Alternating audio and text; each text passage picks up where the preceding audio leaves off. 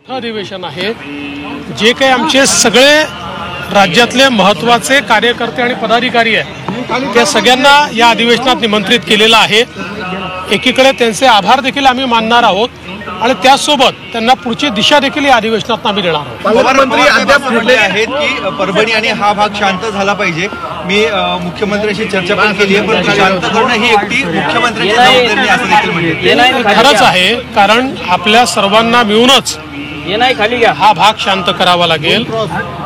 ज्या प्रकारे विशेषतः आपल्याला बीड जिल्ह्यामध्ये एक प्रकारे समाजात दुफळी पाहायला मिळते किंवा परभणीतही काही आंदोलनं चाललेली आपल्याला पाहायला मिळतात, तर त्या दृष्टीनं सरकारचा प्रयत्न आहे की ह्या सगळा जो भाग आहे हा शांत झाला पाहिजे आणि जी काही दुफळी निर्माण झाली आहे ती दूर झाली पाहिजे। आणि अर्थातच हे सगळं होत असताना जे आरोपी आहेत त्यांना मात्र कडक शासन झालं पाहिजे, याकरता सरकार कटिबद्ध आहे।